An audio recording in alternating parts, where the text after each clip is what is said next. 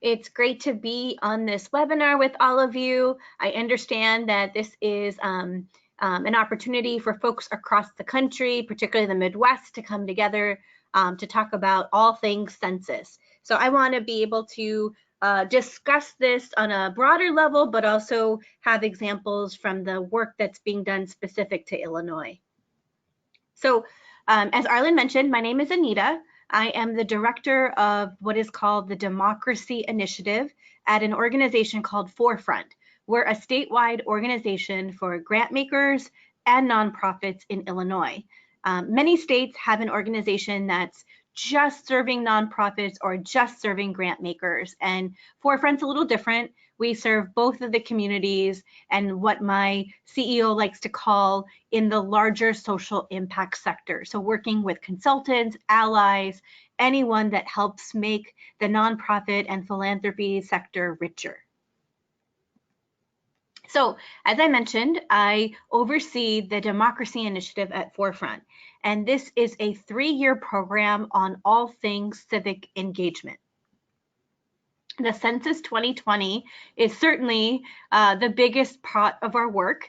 This is as I like to call it, taking the civic engagement opportunity a step further and really ensuring that we engage not just voters, not just citizens, but all residents across any given state to be counted so that we can provide for a better tomorrow.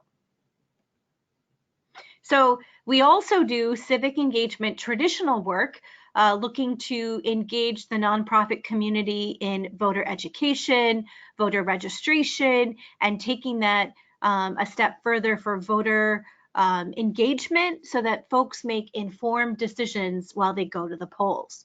We started this as a pilot program in 2016. And then we enriched our program in 2018 for the midterm elections. And now, as we think to the general elections for next year, and 2020 being a big presidential election, we really want to be mindful of how do we engage the folks that are in GOTC efforts, so get out the count, along with GOTV.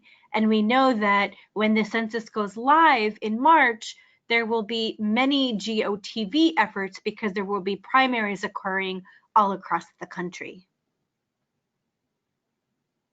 So the census is important for 3 main reasons.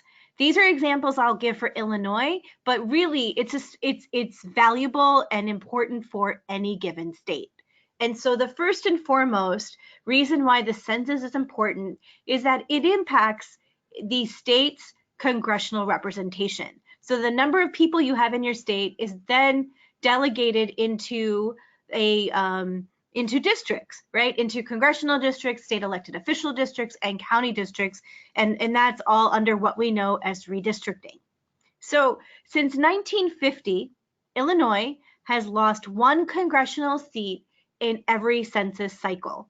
So we used to have 24 members of Congress, and now we have 18. So this is what Illinois' congressional map looks like today. Keeping with that trend, we're likely going to lose another seat next year. And where would that seat come from? Many are surmising it would come from the central and southernmost part of our state. And so that could easily be Congressman Boss's district. It could be Congressman Shimkus's district. Certainly we aren't sure at this point, but we also know that there are considerable historically undercounted populations in the central and southernmost part of our state who really need our congressional representation to lift voices to help fight for causes.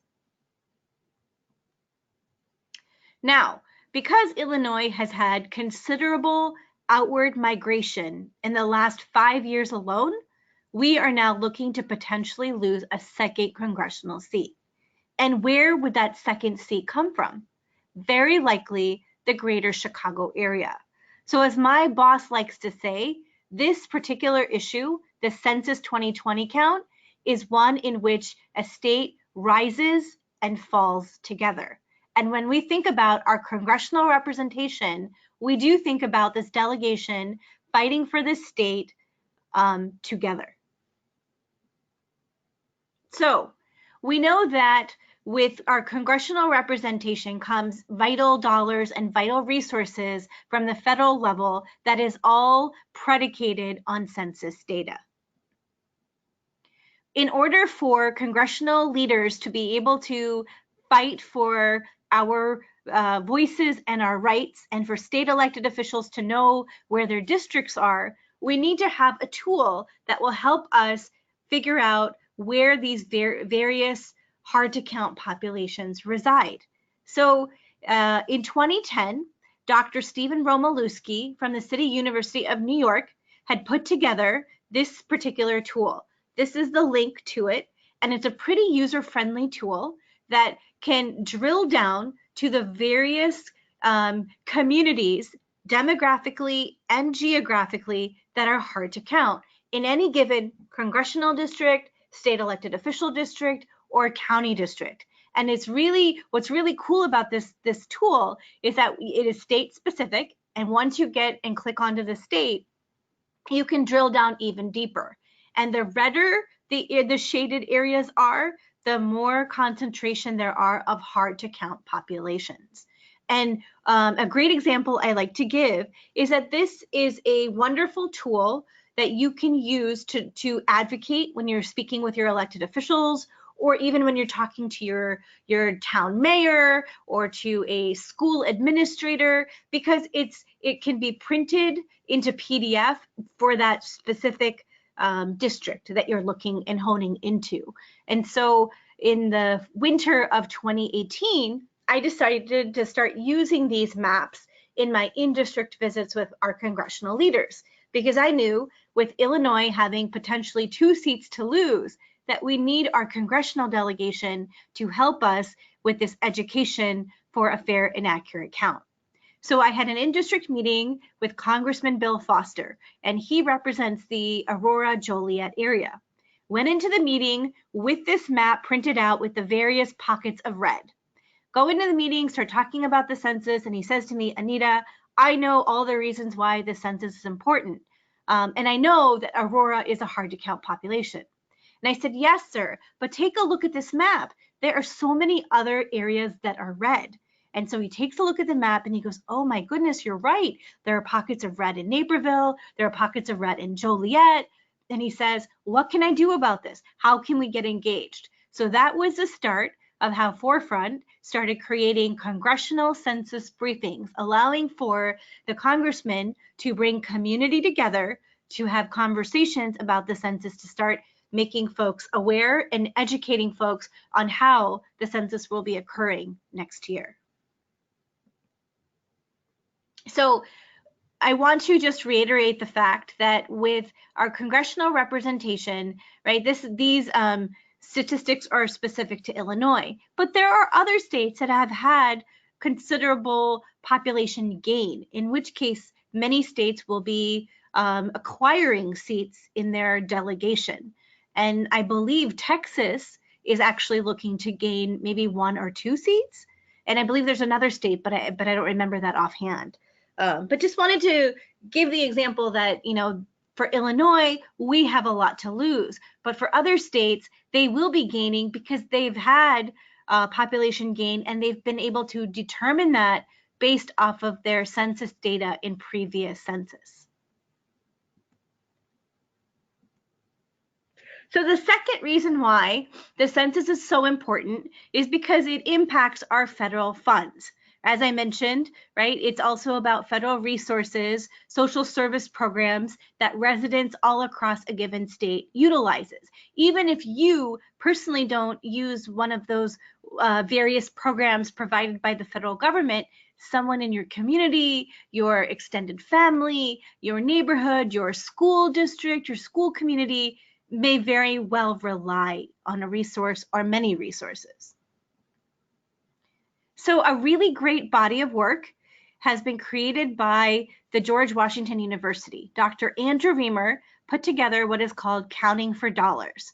And this body of research is broken up into state-specific numbers, right? So for Illinois, that comes out to, here, I'll go back. So for Illinois, that comes out to about $34.5 billion annually for 55 social service programs. That number obviously will look different from state to state, but that information has been cured and pulled together by George Washington University for every state. And it's a really great way to look and see the various programs that receive funding and at what level. Now, that is actually drilled down a little deeper by county level. They were able to get to 5 large social service programs and pull out information that impacts various counties, maybe not every single county, but various counties in any given state. All of this information can be found on this link provided here. The other thing I wanted to mention is with the census going online for the first time in census history means that rural communities now become a hard to count population. And we know that a significant number of our population across the country reside in rural communities. So there is a really great brief that Dr. Andrew Reamer put together that is part of this study, and you can download that as well for folks that are living in rural communities. You know, school districts that are very well entrenched in rural communities can take that brief and use it as you're looking to do your outreach efforts. So what does this mean, right? $35 billion coming to Illinois annually, which means it's over $350 billion for the next decade. That is all predicated on census data. Well, when you parse that down to per person, that actually comes out to about $1,800 a person on average across the country.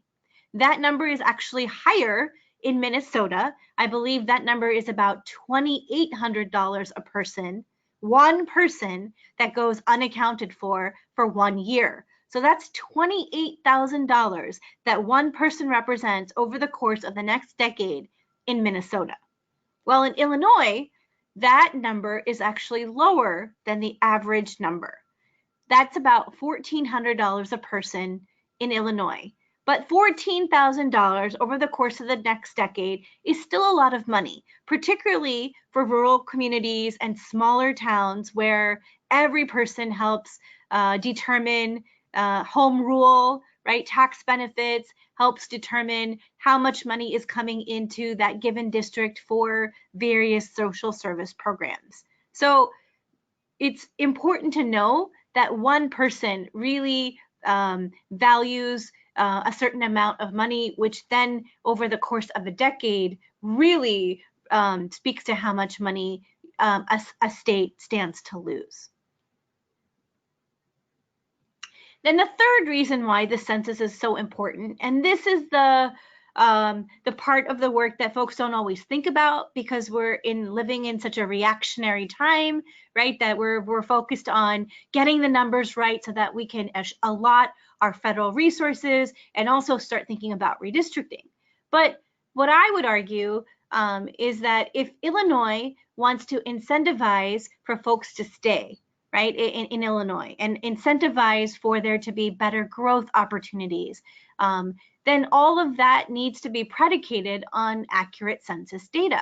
So providing for a better tomorrow, providing for a better future, none of that can happen if we don't have accurate data. We are not going to know where the new roads, the new schools, the new bridges, where infrastructure needs to be provided for. We're not going to know where there are pockets of immigrant population so that we can adequately provide for school resources, in particular ESL programs. All of that is predicated on census data.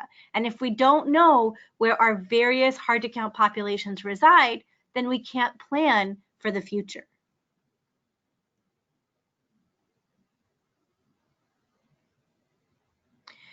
So another aspect of planning for the future is how we think about public-private partnerships, right? We really need to rely on our census data to help government determine and plan for the future, but also businesses. The business sector uses this information to then determine where they're going to build new businesses, small businesses, where they're not going to invest in.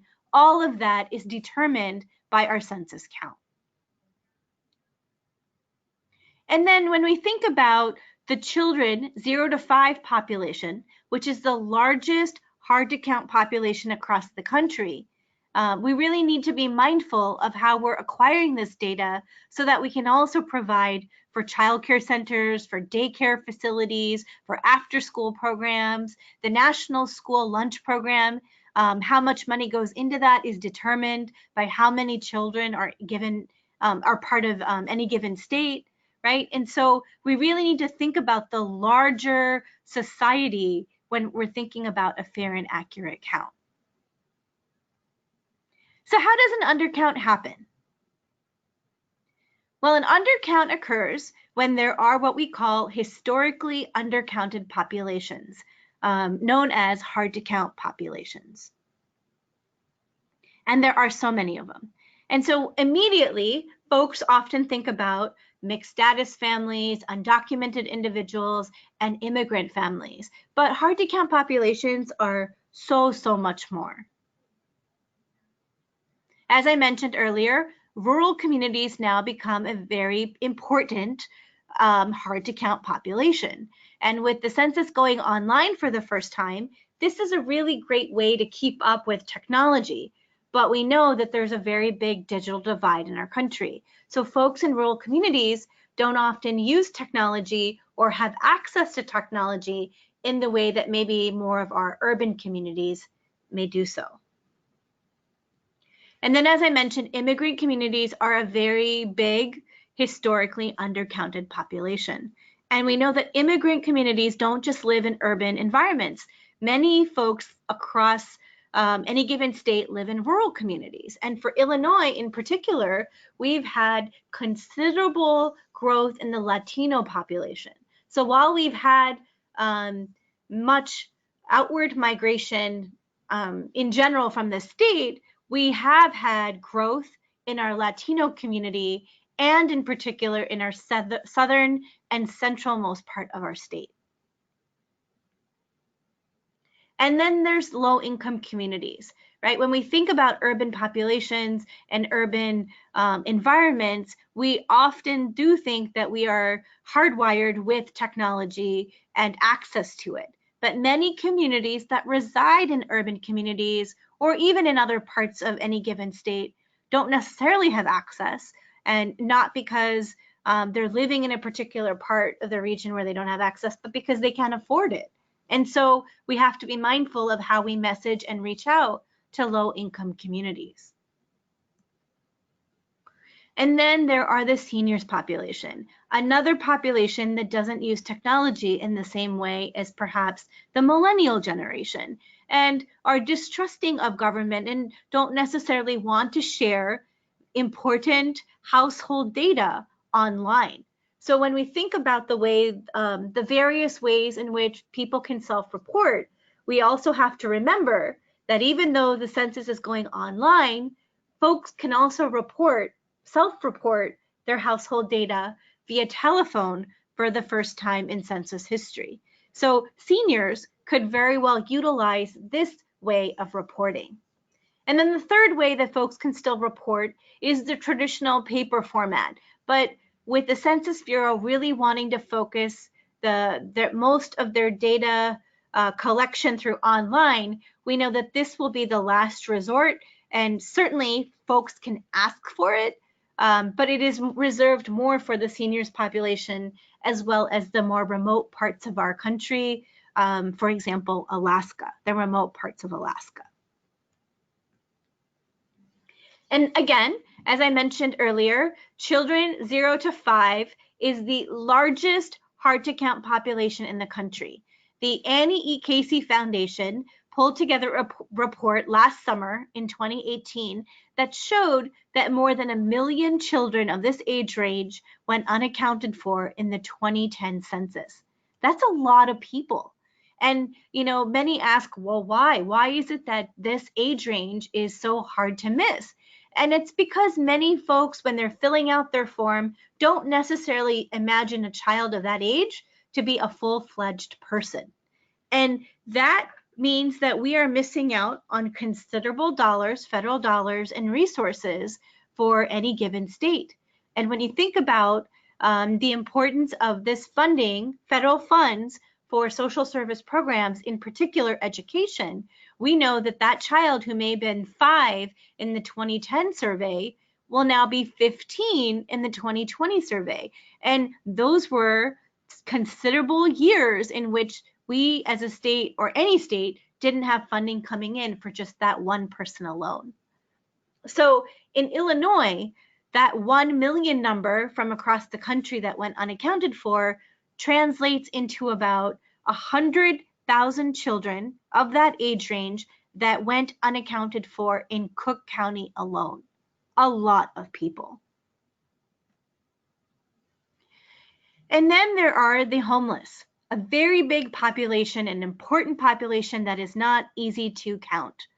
By and large, the shelters for the homeless community are accounted for in a different way. They're accounted for by what is called group quarters. But we know that there are a number of people that don't necessarily stay in these shelters or find refuge somewhere else. So the way in which the homeless are accounted for is in a very different way than it is as you're asking people to self-report, through an online medium or through the paper form, because they don't necessarily have an address where they could receive a form or a postcard that gives them access to an online modem. So they will have what is called a 3-day data collection process. It will start March the 30th and go through April 1st. And certainly the shelters will be accounted for differently, but then this will be an opportunity for census takers from the Census Bureau to go from community to community looking to see where these individuals are so that they can be accounted for, so that we can count as many people as possible of this population during that 3-day period. Now, this is a very important population, the renters, and a very important population that also gets unaccounted in many cases. So when you think about renters, you think about, folks that are living with a lease, and that 4 people could be on the lease, but maybe there are 6 people living together, right? And university towns have a considerable number of renters, students that may be living on or off campus, but living in apartments together with their friends or family. And I think about this often because I think about when I lived, and when I was in Washington, D.C., I was in a house with about 10 other South Asian American students of different ages. And I think we had 6 of us on a lease, but there were 10 of us living there. And if there had been a census that occurred, we would probably only count for those 6 people that were on the lease, because we wouldn't want to get in trouble with our landlord, and we wouldn't want to get in trouble with the police or with law enforcement. And how many cases, how many incidents are there, whether you're a student or not, but living in an apartment and have joint families that you're living with, or extended families, but not necessarily accounted for on your lease.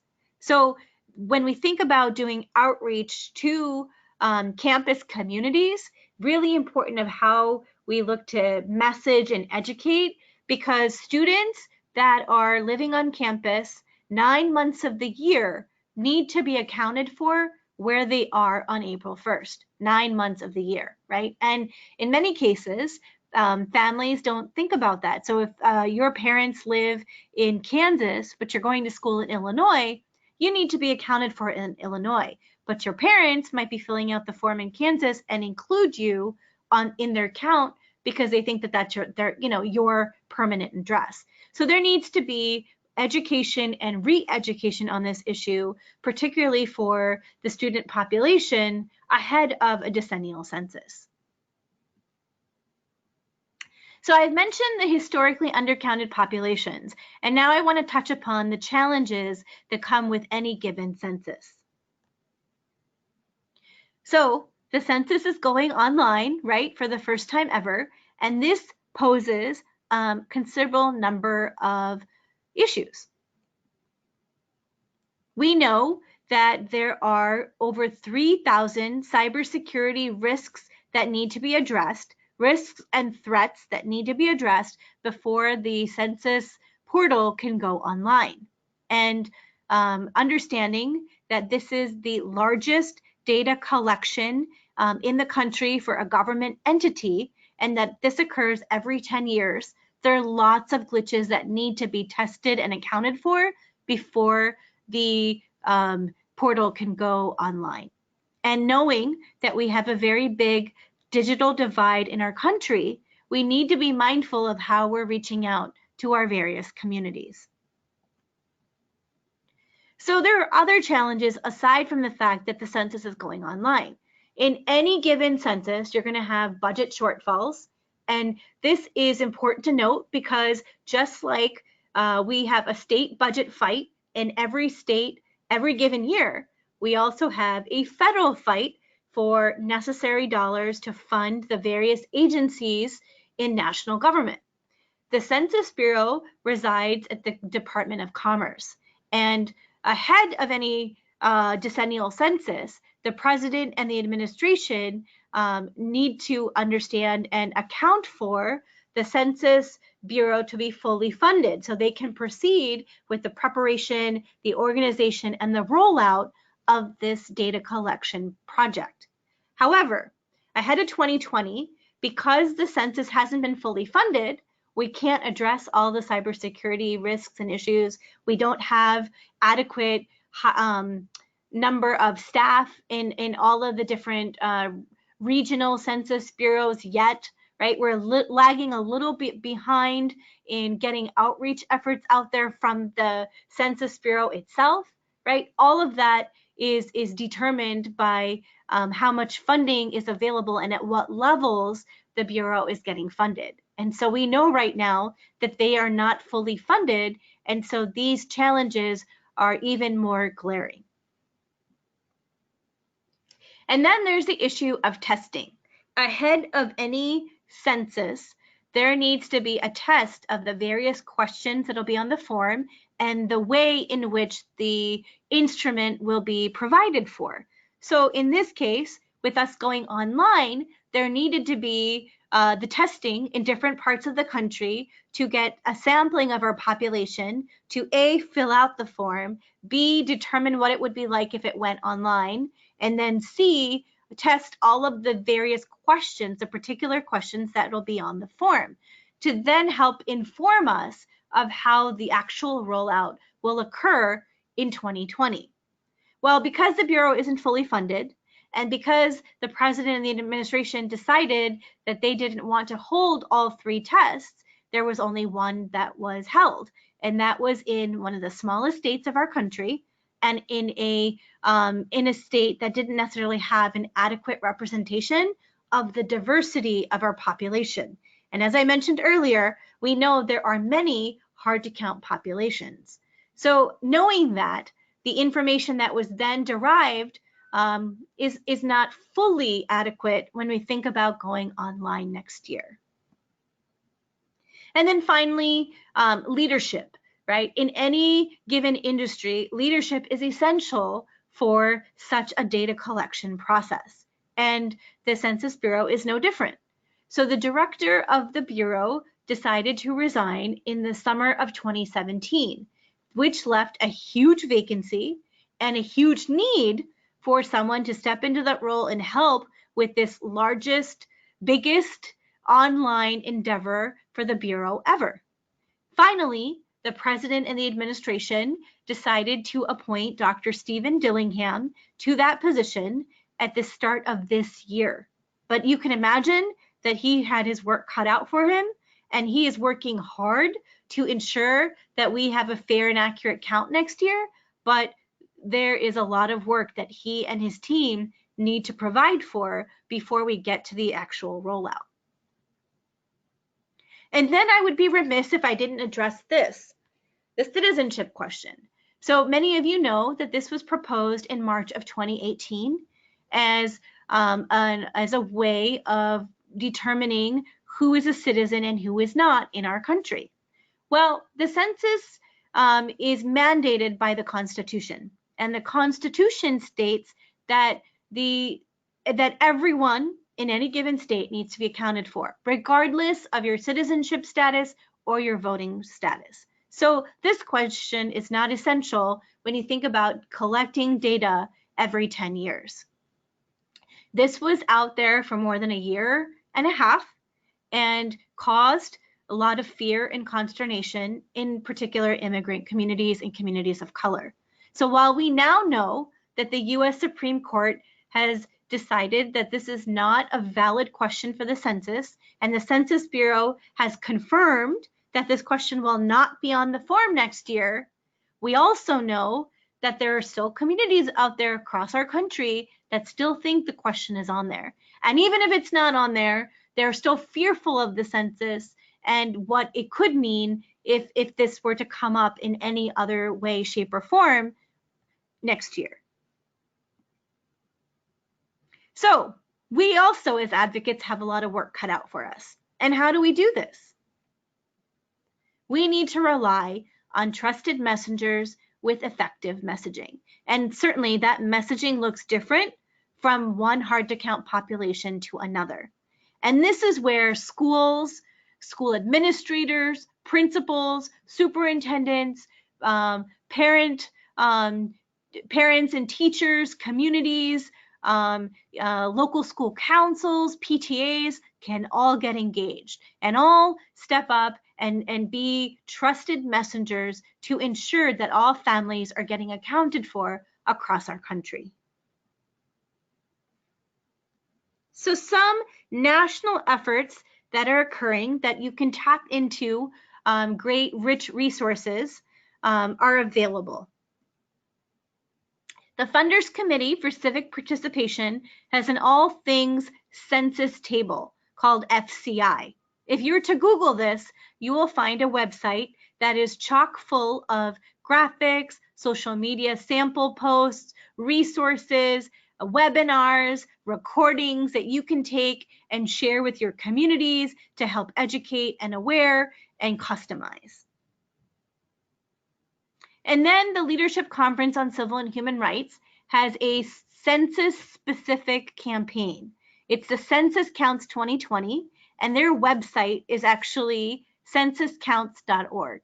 Again, a wealth of information, might actually be a little overwhelming, but a great place to go and start gathering fact sheets, gathering statistics, finding information that you can then take back to your respective communities. In Illinois, what we have decided was that we would take the information from these two national tables and make them more Illinois specific and Illinois friendly and make our website a one-stop shop for folks that reside in Illinois. Our website is ilcountmein2020.org. And I'll repeat that again towards the end of my presentation. But wanted to quickly give you a snapshot of the work that we're doing in Illinois. So we knew that Illinois was kind of middle of the pack in 2010 in terms of our reporting. I think we had like 75 or 76% of a self-response across the state, which, you know, is not terrible, but it's not great when you have a state that's perennially broke. And we, in this particular decade, had a 2-year state budget impasse that has impacted our nonprofit community in tremendous ways. And we're still trying to dig out from under.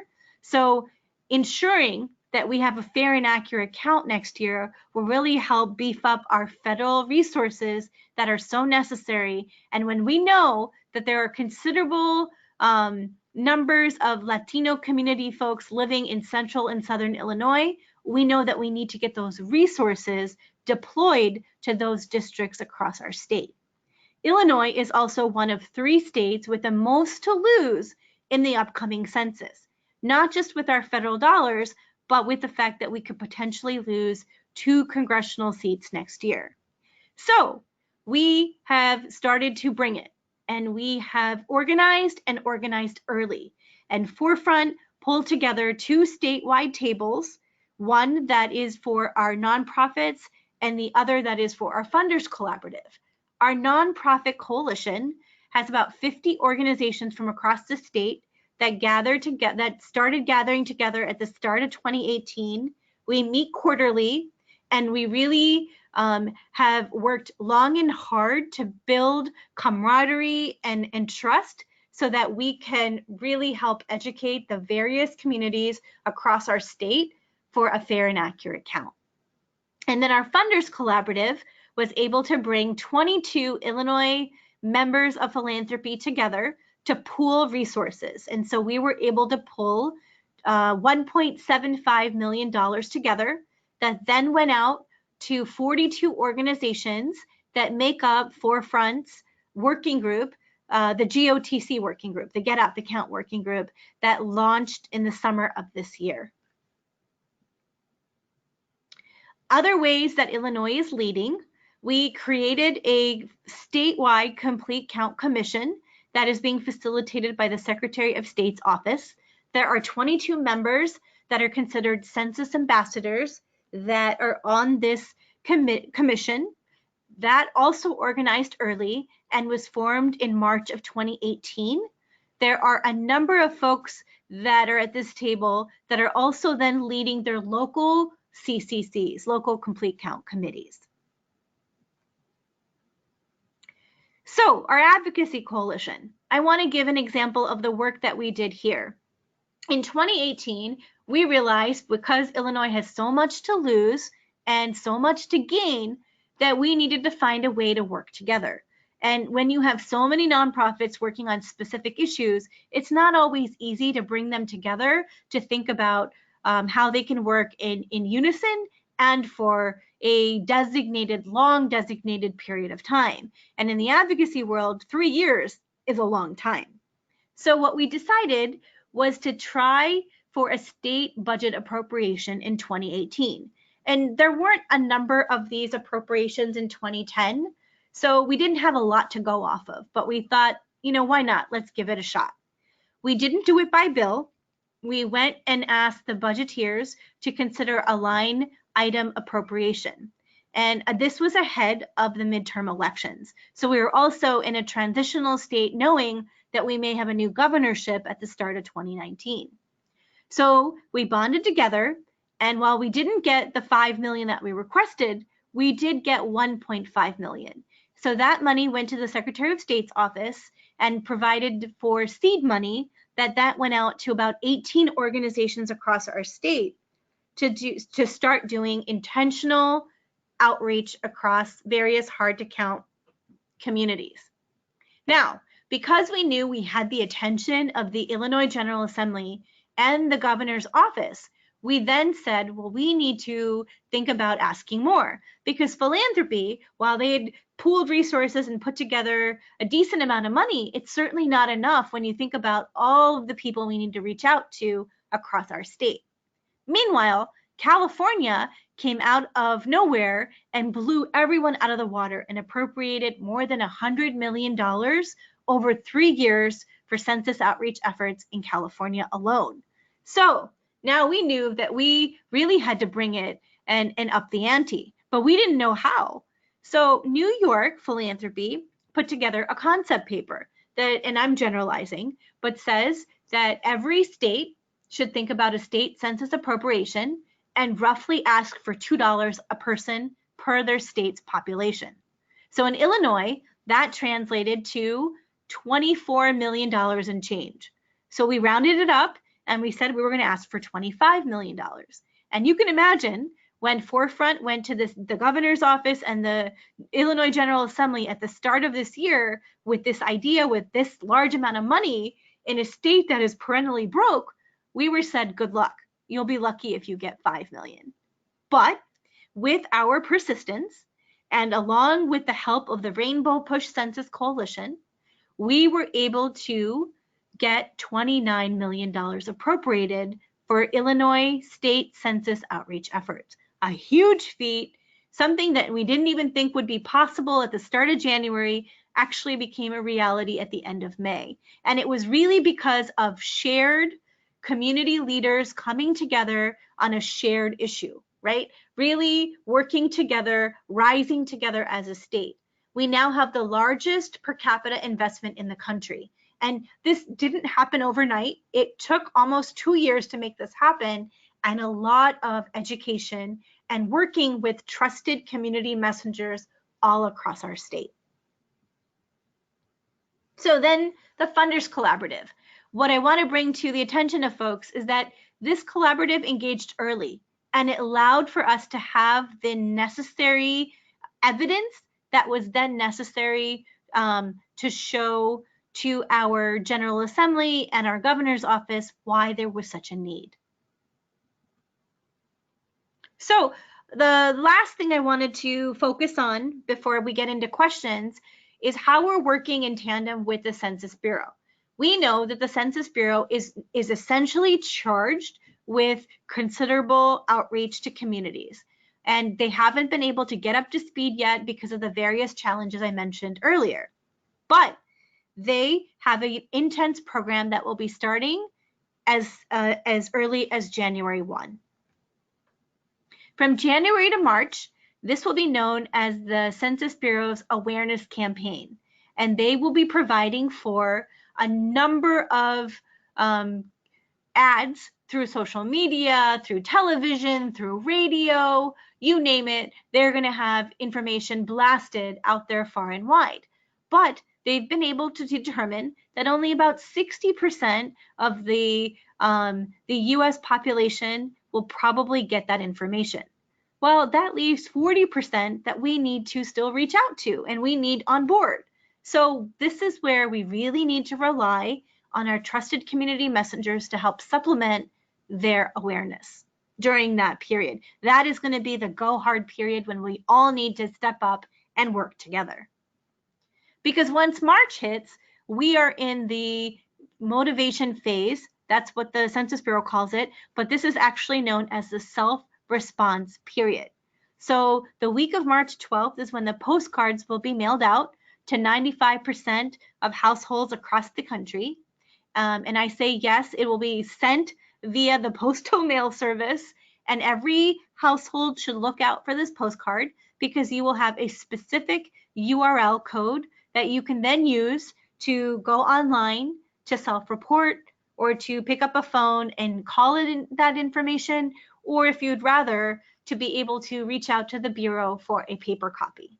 And in this period, we also know that the group quarters that I mentioned earlier, like that example I gave about homeless populations being accounted for, we know that the group quarters count will be in full force, and that other facilities like senior facilities, prisons, nursing homes, all of dormitories, all of these are counted through GQ, group quarters, and that process will have started during the awareness period, January to March.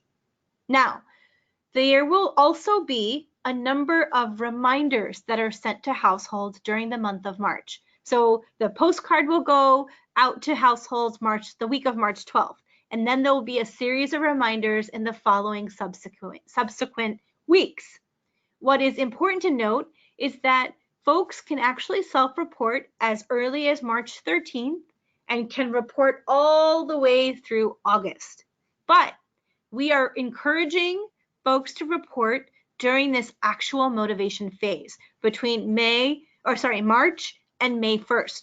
Why? Because this is the period where you're not going to have any enumerators or door knockers or canvassers from the Bureau coming to your house.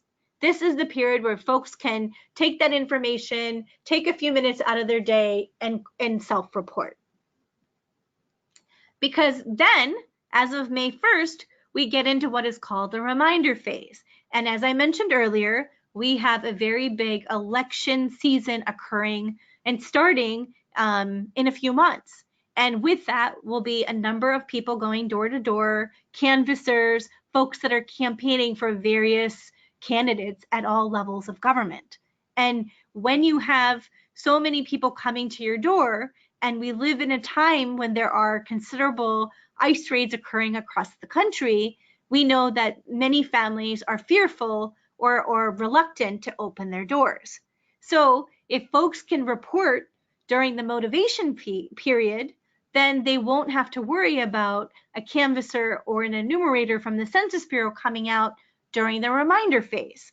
This is known as the non-response follow-up period. And this is when canvassers from the Bureau will come door to door to folks that haven't filled out the form or have left parts of the form empty, in which case they need to follow up so that they can get as much adequate, up-to-date information as they possibly can. Now, the final phase of the Census Bureau's campaign will be June to August of next year, and this is known as the thank you phase. This is also known as a phase where they're going to try to get those last-minute stragglers to provide household data information. And this is the phase in which case many snowbirds that are away for a couple of months at a time might be when they're best counted. And that's an important population to also think about, could be considered a hard to count population because folks don't always know where they need to be accounted for. And I have gotten clearance from the Census Bureau to denote that anywhere a person, so it should be where a person lives the most in any given year. So 9 months of the year, if you're living in Illinois, but 3 months of the year you're in Florida to get away from the cold, then you need to be accounted for in Illinois. So if that means you need to have a family member or a neighbor pick up your mail, send it to you where you are in Florida so that you can self-report, we need to make sure that that is accounted for. So that is really it in a nutshell. There will be 12 languages that are provided for in this census, so folks can call in and ask for any of these 12 languages outside of English. There will be 59 language guides that are available to help communities and households report, but they won't necessarily be provided for in the actual form. These are the 12 languages that will be provided for officially by the Bureau. And then these are materials. They also have a considerable amount of promotional materials available that folks can go to and download from here. And this is my contact information and my colleagues' contact information. I know this was a lot of information, but we felt it was necessary to share this with folks far and wide because we want to encourage a fair and accurate count. We want people to remember that the census count is a civil right, it's a human right, and it's intended for everyone to be counted. Thank you. All right, thank you so much, Anita, for sharing this important Census 2020 information with us. It's now time for our Q&A session. So feel free to type into the questions panel on your GoToWebinar control panel. You can open it up with the little drop down and type into the questions box provided for you there. We do have one question that has come in already from Josie. Josie asks, can the handout provided be included in organizational newsletters? Absolutely. I think the more that we can think about how we creatively share this information, school newsletters, schools' websites, blog posts, podcasts, anything that we can do to get that information out there is necessary. And you can download the handout from the handouts panel in the GoToWebinar control panel. If you click the little drop-down arrow, you'll see the Census 101 SIS 2019 PDF, and you can download it from there and include it in your newsletters. That's a great idea. Appreciate that, Josie. Anita, I don't see any other questions at this time, but we can hang online here for just a couple more minutes just to make sure there aren't any. If you are all done with the webinar and don't have any questions, all you have to do to log out is close the GoToWebinar control panel, and that will successfully log you out of the webinar. We appreciate everyone's attendance for coming to this webinar today. It is being recorded, and I will send out a link to the recording to all registrants. Even those who were unable to attend today will get a link to the recording.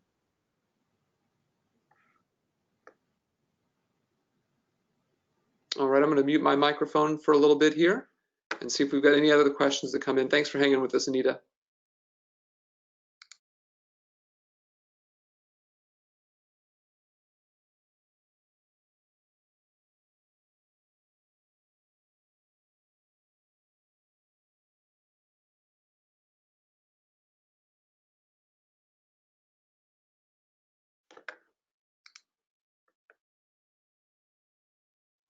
Josie's another question. Can you share the link with others to the webinar? Absolutely.